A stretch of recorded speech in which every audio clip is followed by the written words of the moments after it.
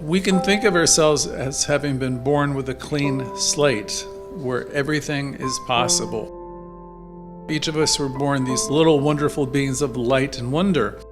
And then we started to learn things. And in many cases, what we learned was helpful and good. And sometimes, if we had people that were fearful who raised us, then most likely some of that was passed on to us. Things have been passed down to us both genetically and in the environment. The environment would be the conversations that are going on with your family, your parents, your brothers and sisters, your aunts and uncles. And these are things that we picked up from all these people. Is we find that there's a pattern that's not particularly working for us. After we identify it, we learn to neutralize the negative thought.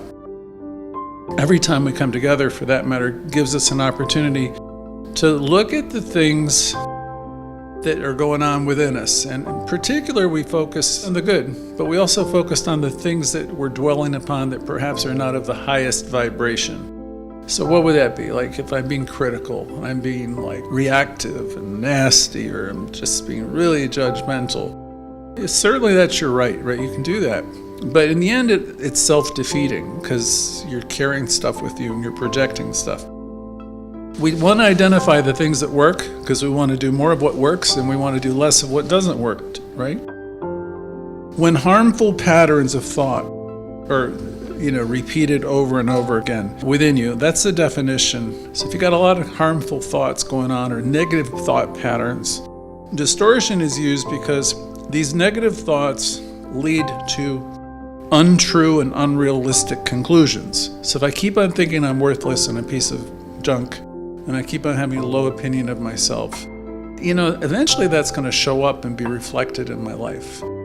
If you're walking around with a really low opinion of yourself, or actually a low opinion of anything, anyone, it's going to bring you to unrealistic places and distorted thoughts of reality. In the simplest terms, cognitive disorders are errors.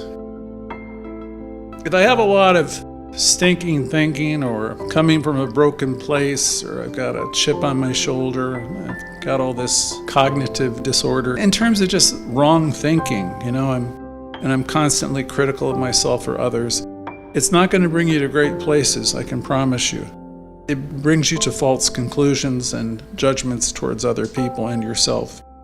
And taken to an extreme, it can become a mental health issue, lead to depression and worse.